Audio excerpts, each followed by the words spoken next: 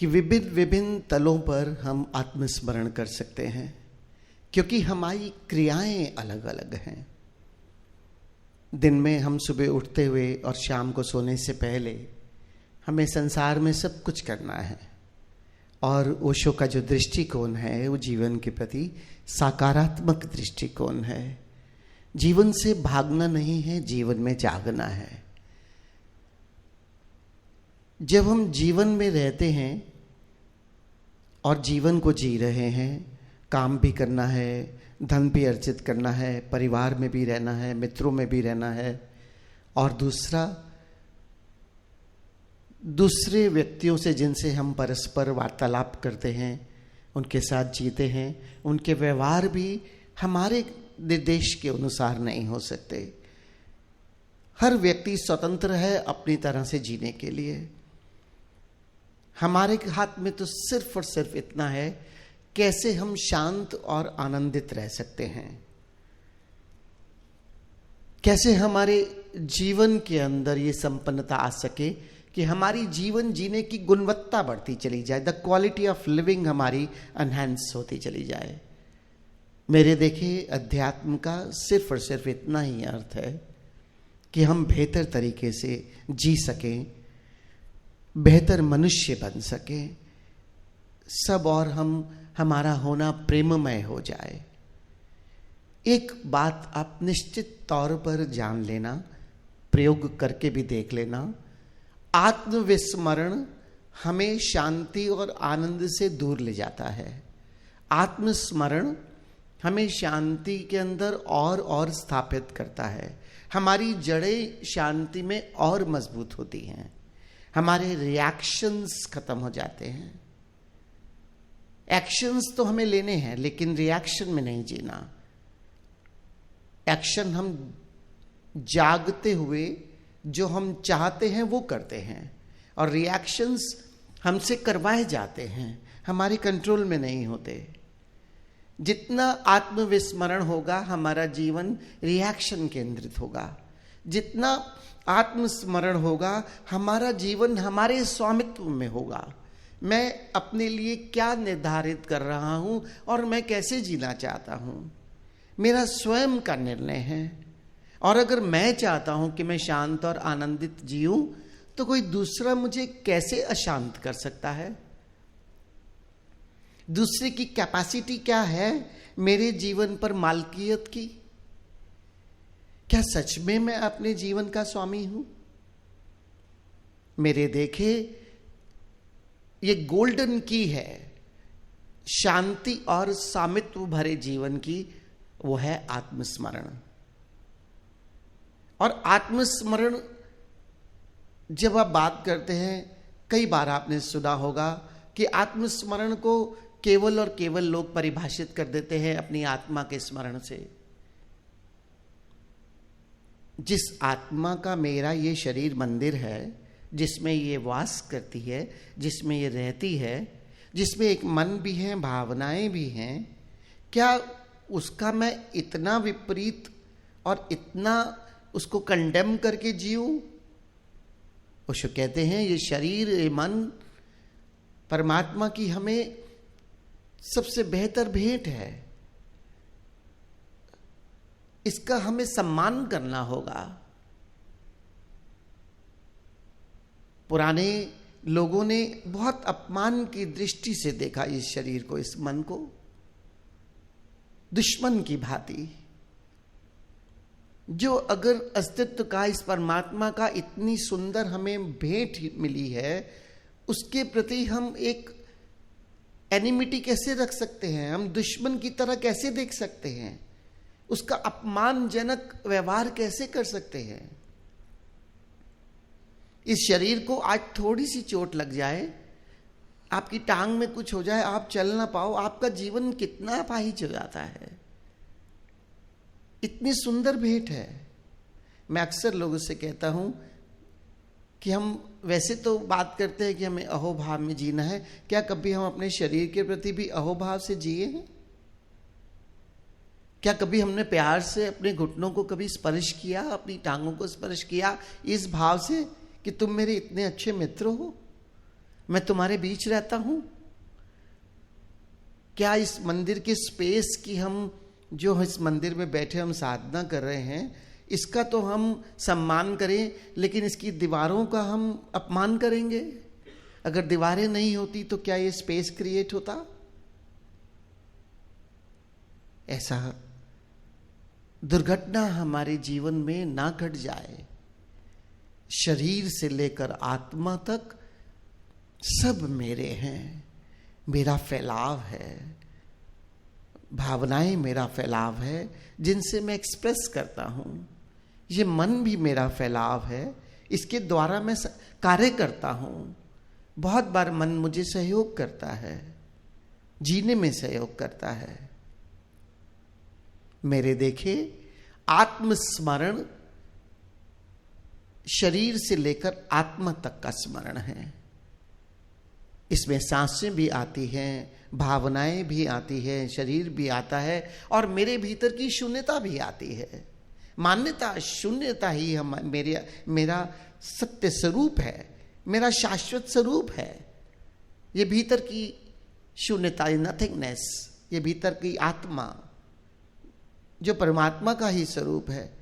लेकिन अब मैं शरीर में हूं, आत्मा स्वरूप। मुझे मंदिर का भी सम्मान करना है, मंदिर की भीतर के देवता का भी सम्मान करना है, और मंदिर की इतनी सुंदर इमारत का भी सम्मान करना है जिसमें मैं रह रहा हूं। ध्यानियों की सबसे बड़ी समस्या क्या है आप जानते हैं? वो है विचार। हमेशा ध्यानी अपनी समस्या की बात करते हैं, हर समय विचार चलते रहते हैं, हर समय विचारों से घिरा रहता हूं। कैसे मैं निर्विचार हो जाऊं, कैसे मैं इस विचारों से पार चला जाऊं। ओशो ने इतनी हमें देशना दी कि जो भी करें होशपूर्वक करें, और इतनी जगह उन्होंने हमें ये मार्गदर्शन किया कि अपने शरीर के मूवमेंट्स की तरफ हम जागरूक हो जाएं। हम बेहोशी में हाथ भी ना हिलाएं, हम हर कृत्य जागरूक होकर करें। मेरे देखिए इसका सबसे बड़ा लाभ क्या हुआ? ध्यानियों की सबसे बड़ी समस्या का समाधान इस छोटी सी बात में है। करके देखना, कभी मन को अलाउ कर देना, जो विचार आते हैं आने दो, चलने दो, विचारों को ध्यान मत देना, तभी विचार चलेंगे। थोड़ी देर बेहोशी में जानते हुए चले जाना, ये मन को हावी होने देना, और उसके बाद एक ही क्षण में ये शरीर कितना स्थूल है, इस शरीर के स्मरण से भर जाना। एक पल में निर्विचार हो जाओगे। इससे ज्यादा प्रयास नहीं करना पड़ेगा। ये स्थूल शरीर जिसका पुराने तथाकथित साधुओं ने इतना अपमान किया कि मुझे भोग मिल जाता है। अरे भाई, तुम भोग में इस शरीर के द्वारा जाना चाहो तो जाओ, नहीं जाना चाहो तो तुम्हें कौन जबरदस्ती भेज सकता है। ये मन का इतना अपमान किया, ये मन मुझे भटकाता रहता है मुझे, और ये मन भटकाएगा। मैं भटकने के लिए तैयार हूं। मैं नहीं हूं तो मैं भटक जाता हूं। अगर मैं हो जाऊं, मैं का मतलब जो मेरा मूल रूप है, मेरा होना है, तो क्या ये मुझे मन भटका सकता है? ओशो ने ये गिफ्ट दिया सेवक के रूप में। ये मुझे मालकियत करेगा। मेरा मित्र जरूर है, मैं प्रेम करता हूं शरीर से, मन से, मैं सम्मान करता हूं, लेकिन किसी मित्र का तुम प्रेम और सम्मान करो, इसका अर्थ ये तो नहीं है कि मित्र के तुम बिल्कुल गुलाम हो जाओगे, जैसा मित्र चाहेगा वैसा करने लगोगे। थोड़ा सा समझना पड़ेगा। बहुत ज्यादा कोई रॉकेट साइंस नहीं है, एक बात याद रखना। ये बड़े बड़े महात्माओं और बड़े बड़े जो गुरु, तथाकथित गुरुओं ने इतना कठिन बनाया इस अध्यात्म को। और ओशो की सबसे बड़ी देन क्या है? मैं सोचता हूं कि अध्यात्म को इतना सरल कर दिया, हमारा सहज स्वभाव बना दिया। अब अगर हम समझे नहीं तो इसमें हमारी समझ की कमी है। मौन हो जाओ, जंगल चले जाओ, सब कुछ संसार छोड़ दो और फिर कहीं तुम्हें परमात्मा मिलेगा। अरे परमात्मा तो मैं हूं ही, परमात्मा से कम मैं क्या हूं अगर मैं आत्मा की तरह जीने लग जाऊं। अध्यात्म परमात्मा को जानने का मार्ग नहीं है, परमात्मा होने का मार्ग है। इसीलिए ओशो ने एक बार अपना नाम भगवान रख दिया, लोगों ने खूब उसका बाद में खंडन भी किया, ओशो ने भी मजाक उड़ा दिया, लेकिन कुछ गलत नहीं था। भगवान ओशो ही ने अपना नाम रखा और ये कहा कि तुम सबके भीतर वही भगवत्ता है, सिर्फ जाग जाओ। जो क्वालिटी उस परमात्मा की है वो मेरी हो सकती है, सिर्फ मुझे लौटना होगा अपने भीतर, मुझे परमात्मा होकर जीना होगा। आत्मस्मरण अगर पूरी तरह से हमारा जीवन आत्मस्मरण में जिए तो हम किसी परमात्मा से कम नहीं है। इसे अतिशयोक्ति मत समझना, ये सत्य है। बस डर है कैसे मैं अपने आप को परमात्मा मान लूं, कहीं मेरे भीतर अहंकार तो ना आ जाएगा। अगर जागरूक हूं तो अहंकार कैसा? परमात्मा तो ना कुछ होने की यात्रा है, परमात्मा तो प्रेम में मिटने की यात्रा है, तो अहंकार कहां बचेगा? सच में अगर आत्मस्मरण में जियो तो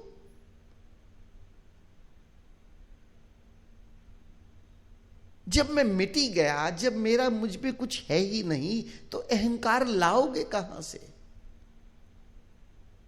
मूर्छा का विस्तार है अहंकार और जागरण का विस्तार है ये भगवत्ता। जागरण की पराकाष्ठा है ये भगवत्ता। बस जाग जाओ स्वयं के प्रति, पहले स्वयं के शरीर, स्वयं के मन, स्वयं की भावनाएं और स्वयं की ये आत्मा, इसके प्रति जाग जाओ। तुम्हारा होना ही प्रेमपूर्ण हो जाएगा, क्योंकि परमात्मा एक प्रेम ऊर्जा है। इसलिए ओशो ने कहा, जीसस ने कहा गॉड इज लव, ओशो ने कहा नहीं, पलट दो, लव इज गॉड। परमात्मा का शुद्धतम रूप ये प्रेममयी ऊर्जा है।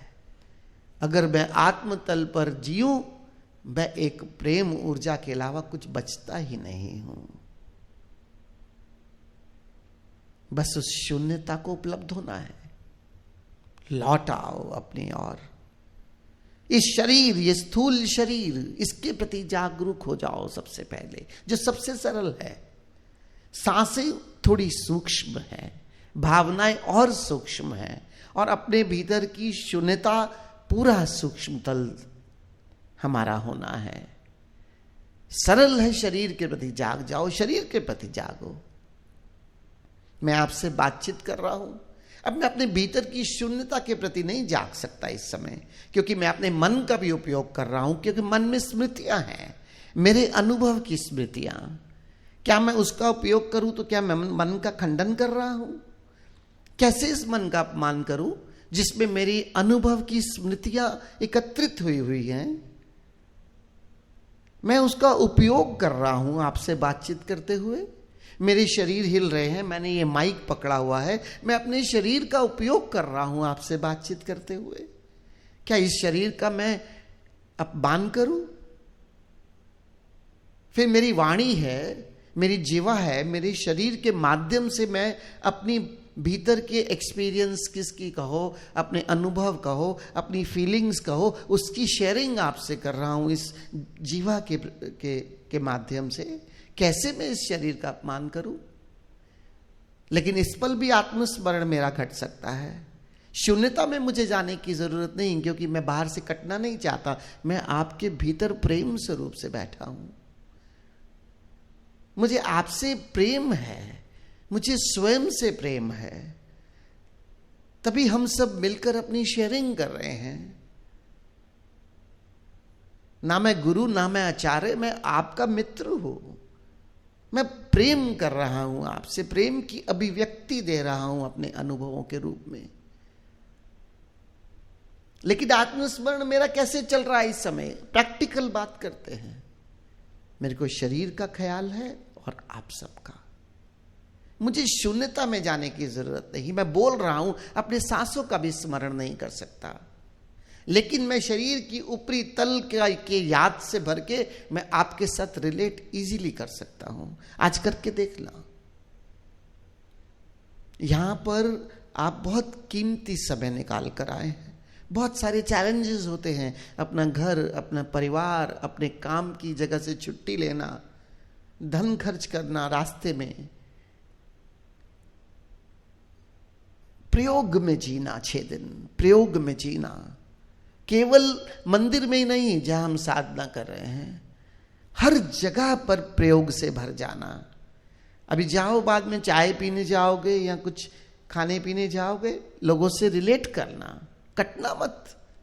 परमात्मा के ही रूप है सारे, कटोगे क्यों? और प्रेमल हो जाना। बस स्किन की बाहरी ये जो त्वचा है, ये जो शरीर है, इसकी बाहरी लेयर का ख्याल करना और रिलेट करना, इतना सरल है। अपने भीतर अपना कंट्रोल भी रहेगा, रिएक्शन भी नहीं आएगा, और प्रेम से आदान प्रदान भी होगा।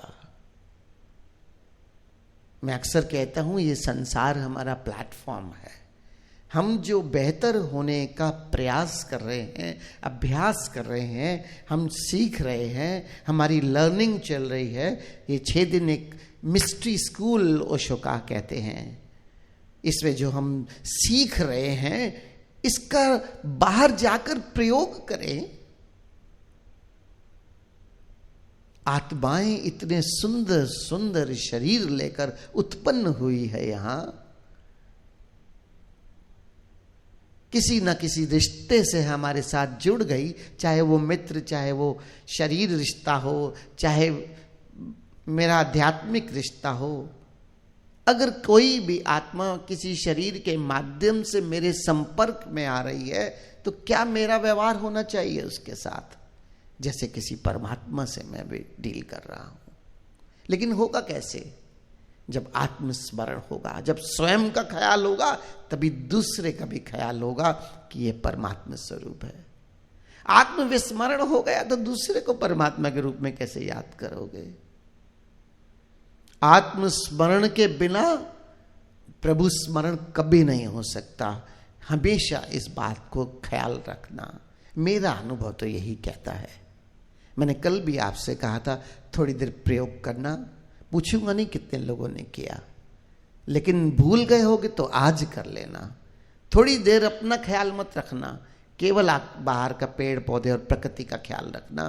कितने मिनट टिकेगा ये देख लेना, फिर एकदम अपने स्मरण से भर जाना और फिर प्रकृति का भी ख्याल रखना। सिर्फ बाहर लेयर या अपनी भावनाएं जो अच्छा लग रहा है, और फिर देखना विचार कहाँ है, कैसे आएगा। मैंने अपने मन को इस आत्मस्मरण के कीले से बांध रखा है, वो कहीं भाग ही नहीं सकता तो कि विचार देगा।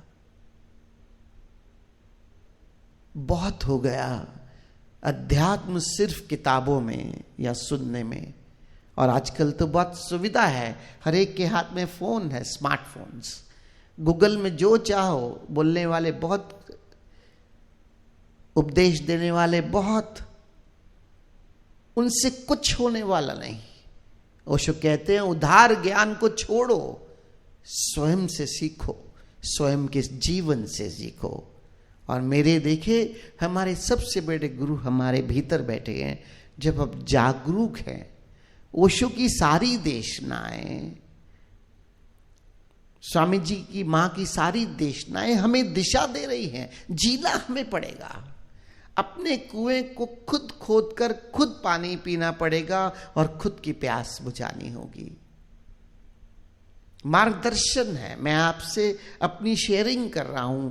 मेरी शेयरिंग भी 2 कौड़ी की है। अगर आपके उपयोग में ना आए,